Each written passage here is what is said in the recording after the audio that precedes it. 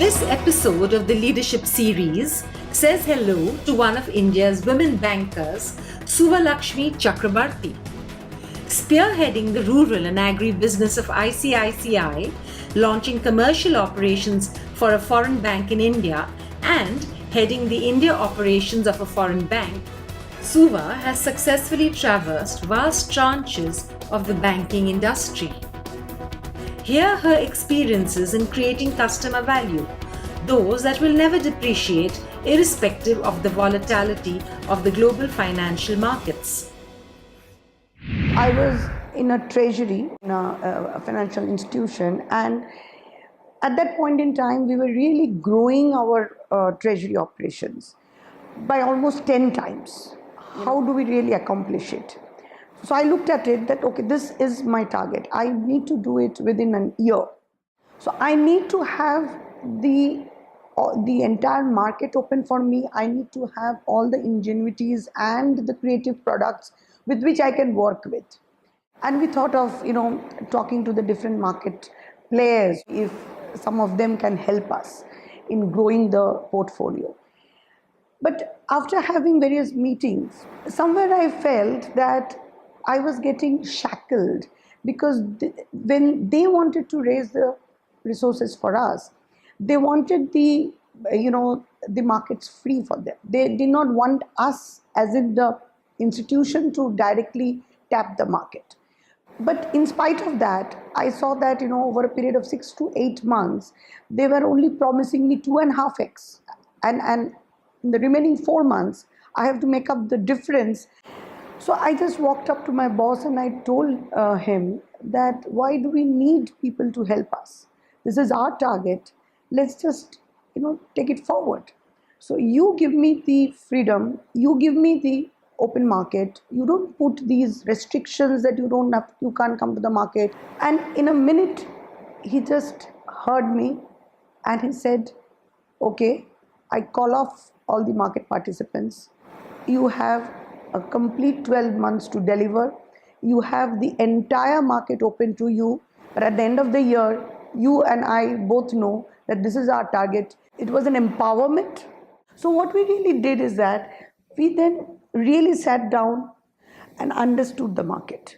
Who are the market participants, where we can go, and what is it that we need to tell each one of them. The way each one of them looks at the market and looks at us is different.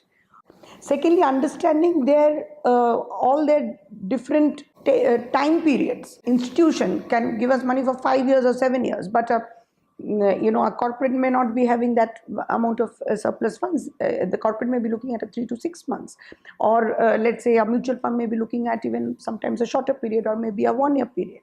You need to have products in respect of catering to each one of them. So you need to play it as per the audience, and that's the biggest learning. What is he or she wanting from you? Listen to them. Create your products hearing what they need. Customize it as per their requirement. So that really helped us.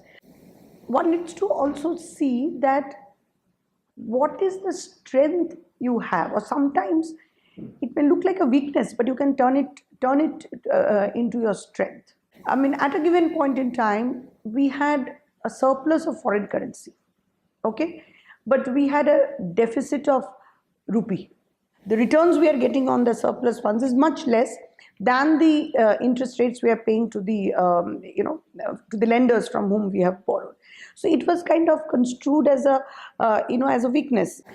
I just thought about it that there is one side we have surplus, which is looked upon as a weakness, and the other side we have a deficit, and which is also a kind of a weakness, because I need the rupee funds. So is there a way in which this can be kind of merged? We came up with a product, whether we could give them a foreign currency along with a dollar rupee swap built on it, so that the entire amount then can be deployed to the corporates. Their needs are also taken care of, and at the same time, our so-called weakness is now becoming an enormous strength. So at every stage, therefore, one needs to figure it out as to how to convert the weakness into strength, and work out a win-win proposition on both sides. And the very important thing in all this is the faith, is the patience, along with enthusiasm. So the question of how to integrate patience with enthusiasm. If you lack either, nothing happens. Have the patience to see how it works, but don't lose the enthusiasm, because it may take a little bit of a time. So have the enthusiasm to see it through. In another role of mine, where we were trying to set up the commercial banking business in India, and this was in a global foreign bank. Here the strength is cross borders. Going to the corporates and not really talking about their domestic requirements first, but talking about that what do they need cross borders. The Indian corporates, their subsidiaries abroad, their branches abroad, is struggling to raise money there because they are not so much maybe known in that part of the country. The presence of the bank present globally and our understanding of the Indian corporate, and the strengths in the domestic region. So how to marry the international presence with the risk-taking ability of ours domestic, and then structure a product around that. Again, in my role as in a regional foreign bank, when I was trying to grow their presence in India, the brand of the bank was not so well known in the market. And here the first thing required was to build the team. If you don't have the right team to deliver, then nothing can happen. How much ever I try to talk about the bank right now in order to attract talent, it may not be able to go a long distance. There, what I had to do was to really build the vision. If he is really looking to realize his dreams, or to work in an open area and draw his own picture in a blank canvas, he would come straight up there. So whether it is in a treasury or in the corporate banking, or for say in the rural micro banking space where I have worked, or building commercial bank for a global foreign bank in India, or building a regional foreign bank in India, the storyline remains the same. That first, empowerment of oneself,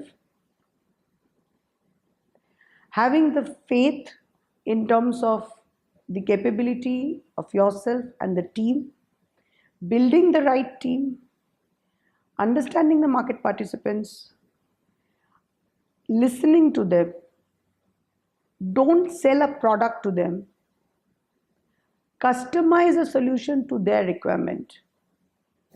Don't underestimate your weakness, try to see if that can be converted into a strength.